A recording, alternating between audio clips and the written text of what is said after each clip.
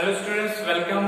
हम पढ़ रहे हैं रिप्रोडक्शन इन फ्लावरिंग प्लांट्स और रिप्रोडक्शन इन फ्लावरिंग प्लांट्स में आज जो है आपका इसके लास्ट कुछ टॉपिक्स बचे हुए हैं, जिसमें हम पढ़ेंगे सीड क्या होता है, फ्रूट क्या होता है, पार्थिनोकार्पी क्या होती है, एपोमिक्सिस क्या होती है और पॉलीएम्ब्रियोनिक क्या होती है। ठीक है, तो सबसे पहले हम सीड को देखते हैं। तो सीड क्या होता है? सीड होता है मैच्योर ओव्यूल। मैच्योर ओव्यूल को क्या कहते हैं? सीड कहते हैं। ठीक है, तो ओव्यूल में हमने देखा था कि तीन पार्ट्स होते हैं। क्या क्या तीन पार्ट्स होते हैं? सबसे पहले हमारे पास थे इंटेग्यूमेंट्स। जब सीड बनता है तो इंटेग्यूमेंट्स जो होते हैं वो सीड कोट में कन्वर्ट हो जाते हैं। किसमें? सीड कोट में। कैसे कन्वर्ट होते हैं? ये हार्ड होते हैं। ठीक है, इनके अंदर जो मॉइस्चर कंटेंट होता है वो खत्म हो जाता है और ये हार्ड हो जाते हैं और सीड के बाहर से कवरिंग फॉर्म करते हैं। ठीक है, इस सीड कोट में अगर हम बात करें तो माइक्रोपाइल जो हमारे पास ओव्यूल में जो होता था वो स्मॉल पोर के तौर पे काम करता है। क्या करता है? स्मॉल पोर के तौर पे काम करता है। ठीक है, उसके अंदर जो है सीड के अंदर जो है कॉटिलिडन्स थे, तो कॉटिलिडन्स सेम रहेंगे। ठीक है, कॉटिलिडन्स भी सेम रहेंगे। अब तो इसके बाद जो नेक्स्ट हमारे पास था एम्ब्रियो एक्सिस, और एम्ब्रियो एक्सिस भी जो है एम्ब्रियोनिक एक्सिस। ठीक है, तो ये भी सेम रहेगा। तो ये तीन पार्ट्स होते हैं। जनरली सीड की फॉर्मेशन कैसे होती है? How is seed form? Seed is formed by the process when the mature ovule loses water and its moisture content remains 10 to 15% only. जब एक मैच्योर ओव्यूल जो है पानी उससे निकल जाता है और 10 से 15% जो मॉइस्चर कंटेंट सिर्फ रहता है उसमें, तो वो क्या बन जाता है? उसके बाद सीड बन जाता है। सीड के तीन पार्ट्स होते हैं, सीड कोट्स होते हैं। ठीक है, उसके अंदर कॉटिलिडन्स होते हैं और एम्ब्रियो एक्सिस होती है। अगर हम सीड की बात करें तो दो टाइप्स के होते हैं बेस्ड ऑन किसके बेसिस पे कि उनके अंदर एंडोस्पर्म है या नहीं है। ठीक है, अभी एंडोस्पर्म क्या है हमने आपको अगर याद होगा अच्छे से तो हमने एंडोस्पर्म पढ़ा। ठीक है, फिर एम्ब्रियो जेनेसिस पढ़ा। तो एंडोस्पर्म में हमने क्या देखा था कि जो हमारे पास एम्ब्रियो सैक था, एम्ब्रियो सैक में हमारे पास एग सेल और साथ में दो सिनेर्जिड्स थे और नीचे जो है एंटीपोडल सेल्स थे और सेंटर में हमारे पास क्या था? Polar nuclei. जो पोलर न्यूक्लियाई जो है इसके साथ एक मेल गैमेट फ्यूज हुआ तो हमारे पास बना था प्राइमरी एंडोस्पर्म न्यूक्लियस। ठीक है, तो प्राइमरी एंडोस्पर्म न्यूक्लियस जो है इसके बाद में कन्वर्ट जो है इसकी डिवीजन जब होती है तो इससे क्या बनता है? एंडोस्पर्म। और एंडोस्पर्म बाद में किसमें कन्वर्ट होता है? सीड जो होता है बनता है, उसके अंदर जो एम्ब्रियो जो है वो ग्रो करता है तो एंडोस्पर्म को खाता रहता है। ठीक है, खाते हैं, खाने का मतलब कंज्यूम करता रहता है। तो यहाँ पे प्राइमरी एंडोस्पर्म न्यूक्लियस से एंडोस्पर्म बनता है।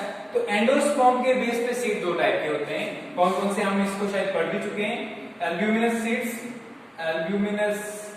सीड्स।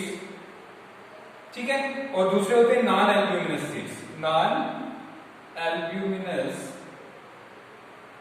सीड्स। ठीक है, दो टाइप के सीड्स हैं, एल्ब्यूमिनस सीड्स और नॉन एल्ब्यूमिनस सीड्स। अगर हम एल्ब्यूमिनस सीड्स की बात करें तो इनके अंदर क्या होता है? एंडोस्पर्म परसिस्टेंट होता है। परसिस्टेंट मींस अभी भी बचा हुआ होता है। तो एंडोस्पर्म परसिस्टेंट जिनमें हो उनको क्या कहते हैं? उनको कहते हैं परसिस्टेंट।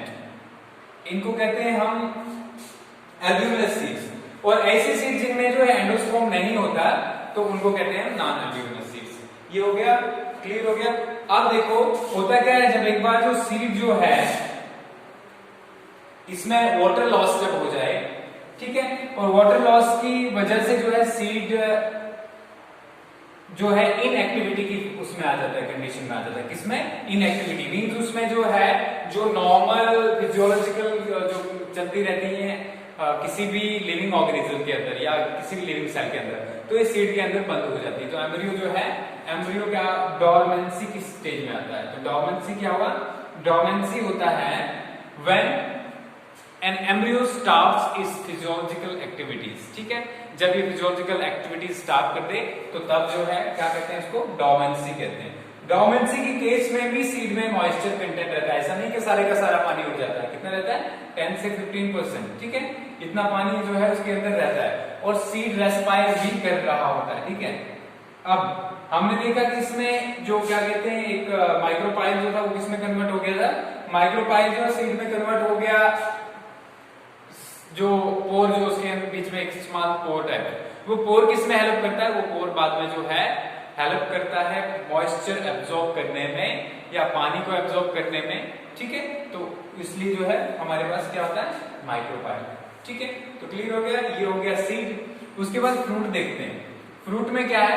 जब सीड जो है, जब ओव्यूल जो है सीड में कन्वर्ट हो रहा होता है, एट द सेम टाइम जो है हमारे पास बाहर से जो ओवरिंग हमारे पास ओवरी की थी, ठीक है, वो ओवरी भी जो है किसमें कन्वर्ट हो जाती है? फ्रूट में कन्वर्ट हो जाती है। किसमें कन्वर्ट होती है? फ्रूट में। देखो यहाँ पे हमने अभी ये बात करी, कभी कभी ऐसा भी होता है कि सीड के बीच में जो है हमने जब ओव्यूल पढ़ा था, ठीक है, ओव्यूल के बीच में क्या होता था? न्यूक्लियस होता था, ठीक है। तो यहाँ पे जो है कभी अगर जो न्यूक्लियस इसमें बचा रहे तो उसको हम पेरिस्पर्म कहते हैं। क्या कहते हैं? पेरिस्पर्म। कभी ऑब्जेक्टिव में आ जाता है व्हाट इज पेरिस्पर्म। तो इसके बाद जो फ्रूट की बात कर रहे हैं, तो फ्रूट क्या होता है? जैसे ओव्यूल जो होता है मैच्योर होने के बाद सीड बनता है, वैसे ही ओवरी जो है वो राइप होने के बाद क्या होती है? राइपेंड फॉर्म में क्या होती है? उसको हम क्या कहते हैं? फ्रूट कहते हैं, ठीक है।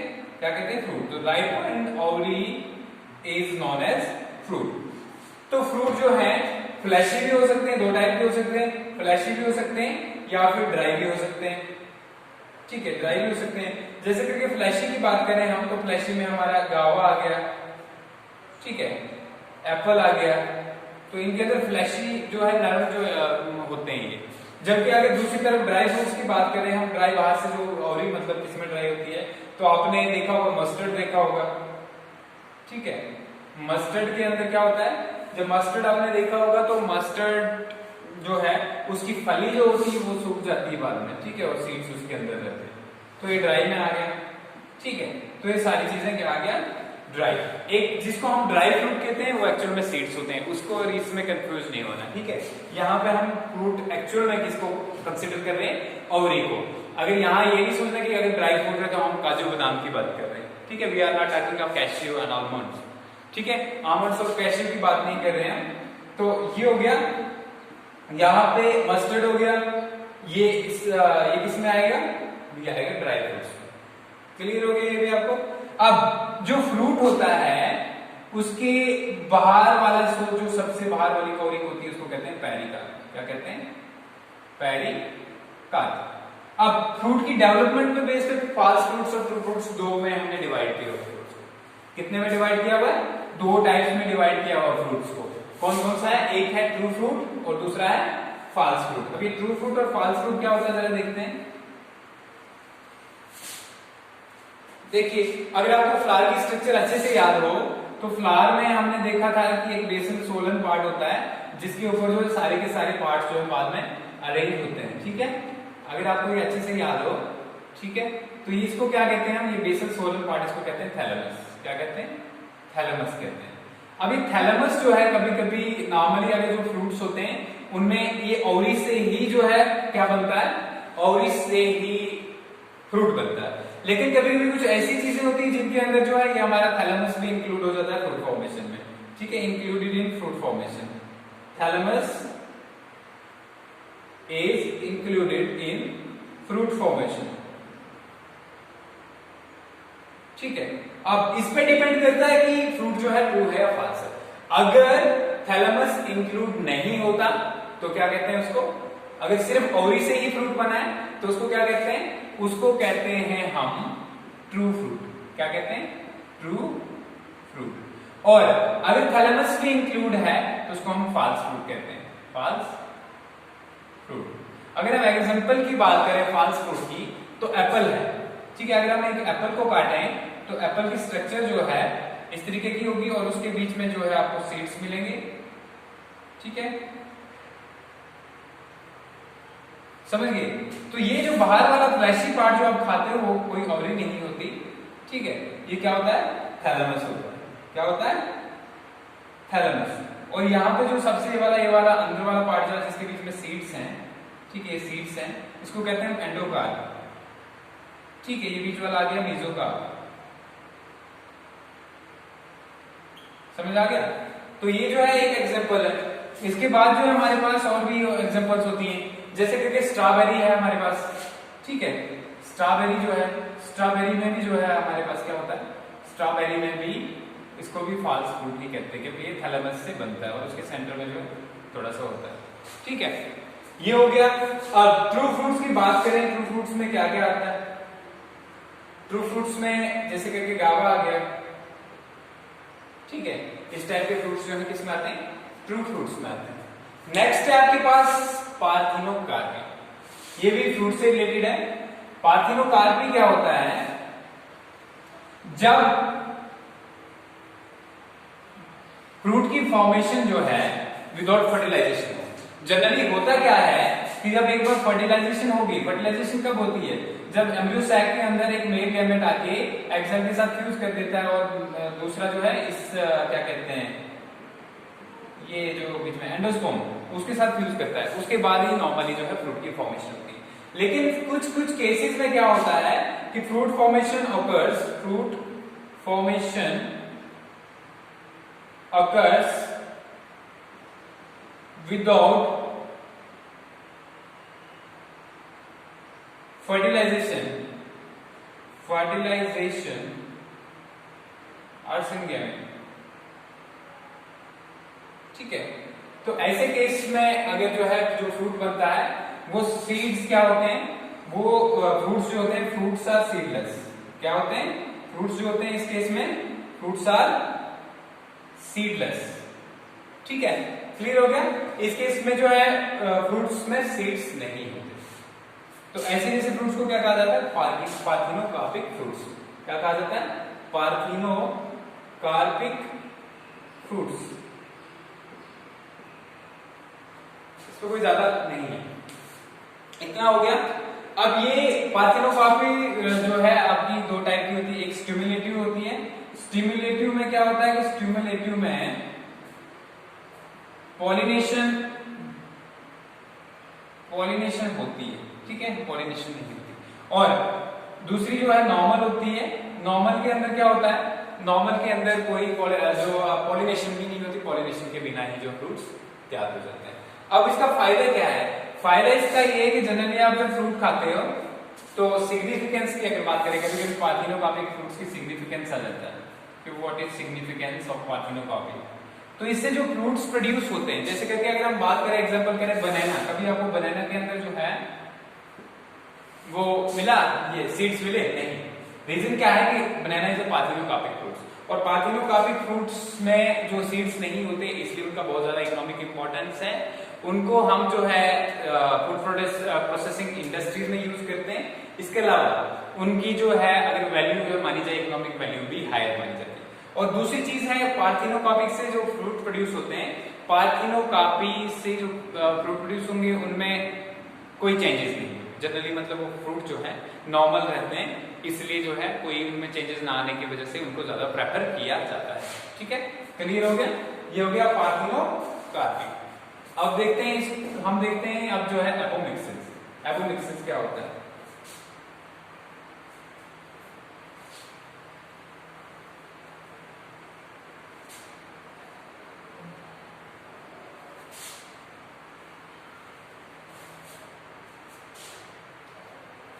एपोमिक्सिस का मतलब होता है विदाउट मिक्सिंग। एपोमिक्सिस का क्या मतलब होता है?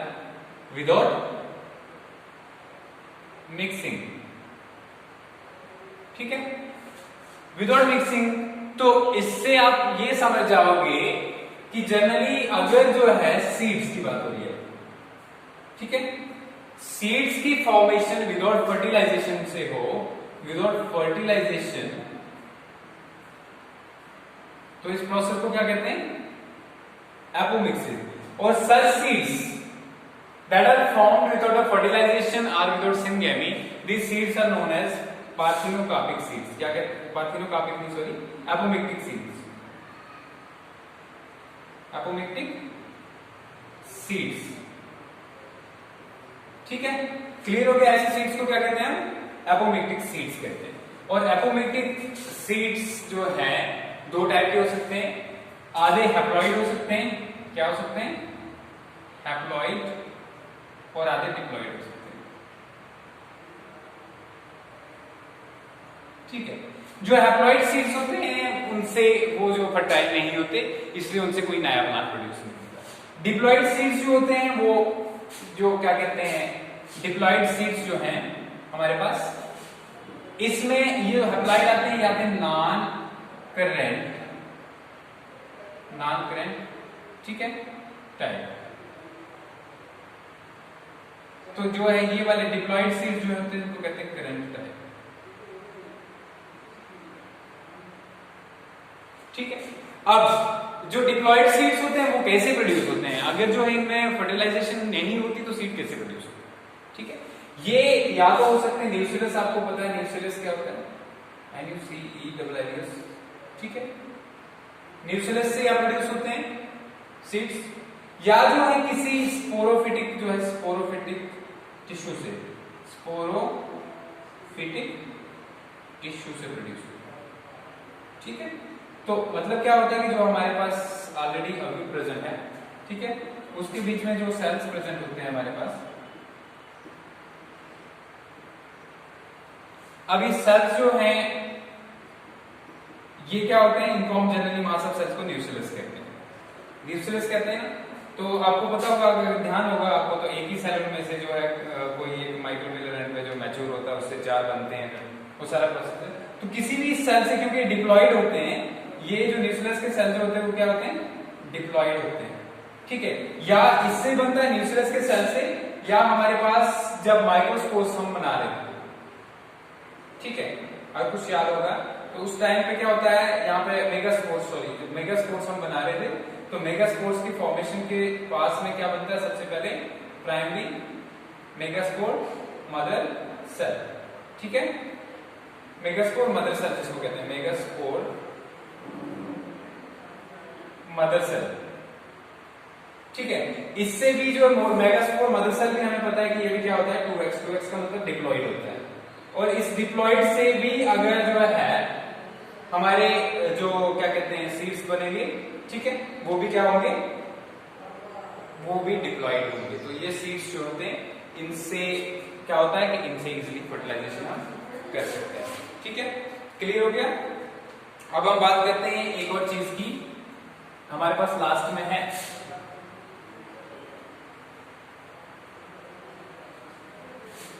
ठीक है, इसका नाम जो है मैंने करेंट और नॉन करेंट जो बोला मैंने, रिकरेंट एगेमोस्पर्मी है, ठीक है। क्या है, नॉन रिकरेंट एगेमोस्पर्मी और नॉन रिकरेंट एगेमोस्पर्मी, जिसमें मैंने क्या बोला था, हैप्लॉइड होता है इसके अंदर, और दूसरा जो है हमारे पास वो क्या है, रिकरेंट, एक में नॉन है, ठीक है, एगेमोस्पर्मी, जिसमें हमारे पास क्या है, डिप्लॉइड होते हैं, ठीक है। तो ये 2 टाइप के हैं। अब हम लास्ट वाला जो टॉपिक देखेंगे इस चैप्टर के अंदर वो है पॉलीएम्ब्रियोनी।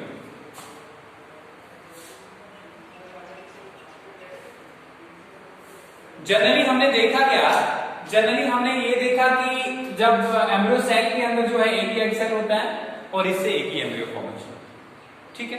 लेकिन कभी कभी ऐसा भी होता है, कुछ प्लांट्स जैसे करके हम सिट्रस ले लें, ठीक है, सिट्रस ले लेते हैं, या फिर अगर हम बात करें ग्राउंडनट ले लेते हैं, ठीक है। तो ऐसे जैसे प्लांट्स में क्या होता है, ऐसे प्लांट्स में मल्टीपल एम्ब्रियोज बनते हैं, क्या बनते हैं, मल्टीपल एम्ब्रियोज,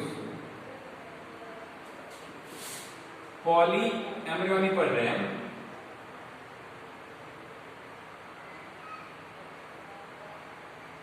ठीक है। जब मल्टीपल एम्ब्रियोज बनते हैं तो मल्टीपल एम्ब्रियोज कहां से बनते हैं, देखो इसके बेस पे जो है इसकी डिविजन्स है।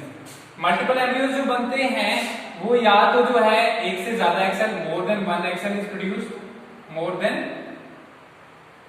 1 एक्सेल, इसको कहते हैं हम सिंपल पॉली एम्ब्रियोनी, ठीक है। कभी कभी ऐसा होता है कि भाई ओव्यूल के अंदर जो है एक से ज्यादा एम्ब्रियो सैक बन जाते हैं, क्या बनता है, एक से ज्यादा एम्ब्रियो सैक, ठीक है। तो उसको भी जो है पॉली एम्ब्रियोनी कहते हैं हम।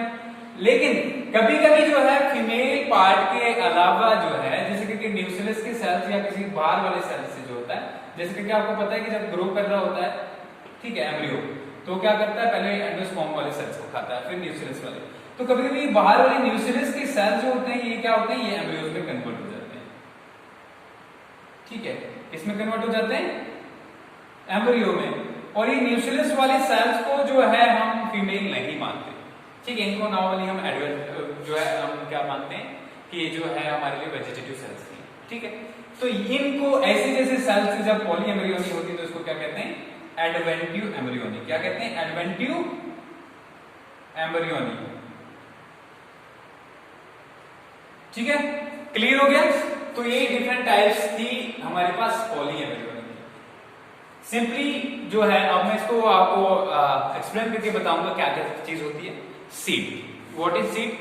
A seed is a ripened or mature embryo. How it is formed? A seed is formed by the desiccation of the embryo, or desiccation of ovule, and the desiccation results into loss of water, and the moisture content in seed remains from 10 to 15% after it is fully mature. Okay, हो गया. What are the different parts of seed? Seed has outer coats that are formed from the integuments. Then seed possesses cotyledons and then embryonal axis. Beside these things, seed may also possess endosperm or may not possess endosperm. In case the endosperm is persistent in a seed, it is known as albuminous seed. And in case the endosperm is not present inside the seed, it is known as non-albuminous seed. Okay, clear? Now, there is another thing, that is apomixis, that we will study later. Fruit is here. Now, what is fruit? Fruit is the ripened or mature ovary. Okay, when ovary matures, it results into the formation of fruit. ये हो गया. अब what is the significance, or what are different parts of an ovary? An ovary has an outer wall that develops into pericarp in mature fruits, and after that the ovary, internal parts of ovary are divided into mesocarp and endocarp. Depending upon the types of edible part of the fruit, that may be mesocarp, that may be epicarp, or that may be endocarp. Okay. Sometime what happens? Sometime thing happens that sometimes new cells of nucleus are also persistent inside a seed. Such a seed is known as perisperm, or such a part is known as perisperm. Now, after fruit, we have discussed about false and true fruits. What are false fruits and true fruits? Generally what happens? Generally the fruit formation occurs from the ovary. But sometimes the thalamus also contributes in the fruit formation. And in case the thalamus is contributing to the fruit formation, it is known as false fruit. And if thalamus is not contributing to the fruit formation, it is known as true fruit. Okay? Done? Now we have parthenocarpy. Sometimes what happens that fruit develop without the syngamy, but generally we have seen that fruits develop after the syngamy, or fertilization of male and female gametes. And in case the fruits develops without syngamy or without fusion of male and female gametes, such a fruit is known as parthenocarpic fruit, and those type of fruits do not possess seeds, and these are very economically important, and they are preferred in food processing industries. And as we know that we are preparing the grapes that do not possess seeds, then also certain other varieties are there which are prepared without seeds. Okay, then we have apomixis. In apomixis, we have such seeds that are formed without the fertilization. Generally, you have seen that seed cannot be formed without the fertilization. But what happens in apomixis? We have certain seeds that are formed without fertilization. Where from they are formed? They may be formed from the primary endosperm cell, or we can say that megaspore mother cell. Okay, or they may be formed directly from the nucleus. And then we have, on this basis, we have recurrent agamospermy and non-recurrent. In non-recurrent, we have haploid seeds, and because that seeds are formed after meiosis in megaspore mother cell, and that results into the formation of seed that is haploid, and that generally do not germinate, or we can say that do not grows. And next we have what? We have polyembryony. In polyembryony, what do we possess? In polyembryonic, we have many embryos, more than one embryos. Where from these embryos are means contributed to the plant. These are contributed by certain different cells. They may be contributed by more than one egg cell present inside the embryo sac. They may be contributed by the cells of nucleus. Okay, if they are contributed by cells of nucleus, they are known as what is known as this adventivo-embryonic, and this multiple embryos inside an ovule is known as polyembryonic. It is generally found in citrus and other plants. Okay, that was all about reproduction in flowering plants or reproduction in plants, and next we will be working on another chapter.